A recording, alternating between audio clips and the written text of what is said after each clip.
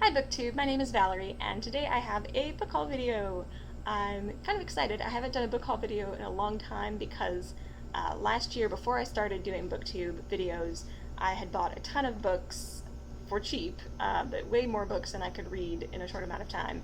And I kind of felt like I needed to read some more of those before I bought a lot more books because I was running out of space on my bookshelf, basically. So I set myself that read 5 before you buy goal, and I did a few of those, and I got through several books.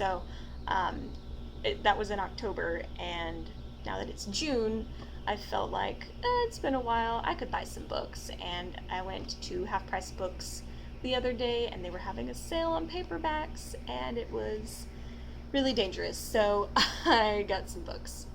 So the first book that I got was Count of Monte Cristo by, oh, I'm gonna butcher this, is it Alexander Dumas? I'm trying to learn French. But I've seen the movie of this a long time ago and I really liked it. And the only bad thing about this is I didn't realize until I got it home that it says it's abridged, which is kind of disappointing, but this is like tiny font and it's already like 400 pages.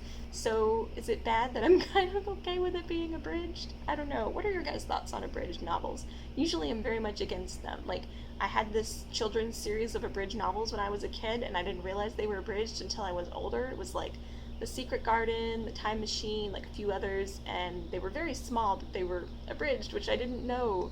So I don't know how I feel about this, but I'm still excited to read this book, so we'll see how it goes.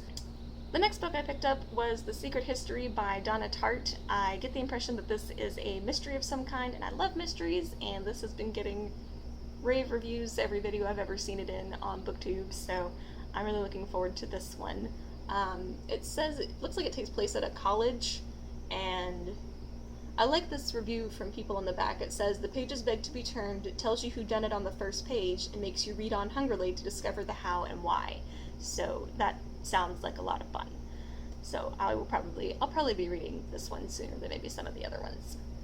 And the next one I got was The Devil in the White City by Eric Larson. This is a nonfiction book that is about the 1893 World's Fair in Chicago and about the architect who was put it together or was there, and then also the serial killer that was there at the fair. And I'm kind of afraid to read about the serial killer, but the story itself just sounds so fascinating, and I've had this one on my books I want to read list for a long time. So I'm really curious to see how it is. I'm a little worried that it's going to be just terrifying with the serial killer aspect, but we will see how it goes.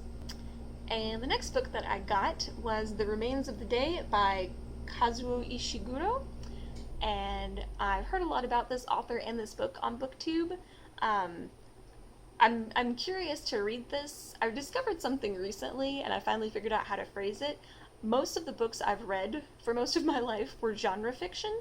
I've just never got into just what I would call general fiction, but what I've discovered on BookTube maybe is more literary fiction, and I love mysteries and science fiction and things that kind of have a theme to them instead of just taking place in the real world. But this one just sounded really interesting. It sounded a little Downton Abbey, but it takes place in the 50s. I think at the beginning it said it was like 1953, because 56, because I glanced at the beginning. But this is about an English butler. It looks like it's about him kind of reflecting back on his life, because I guess he's older and maybe retiring soon or something. So, and it's really short. So, the New York Times calls it an intricate and dazzling novel. So we will see how that goes. And the last book I picked up was Agatha Christie's The Witness for the Prosecution and Other Stories. This is a short story collection by Agatha Christie. It is my favorite short story collection by Agatha Christie, and there's a reason I got it. And that reason is that this is my old copy of this book, and it has seen better days. It is falling apart, like it is taped together. It's not pretty. So I definitely needed a new copy, and I had planned on buying one of the like new editions that looked like this one, but I wasn't a huge fan of the cover of Witness for the Prosecution, and I saw this and it was only $1, and I really like these editions too. I think these are from like the 90s, so I was like, hey, I can finally replace this poor taped sad version. So yay. And I'm really excited because this is my favorite short story collection of hers. Like, it's excellent.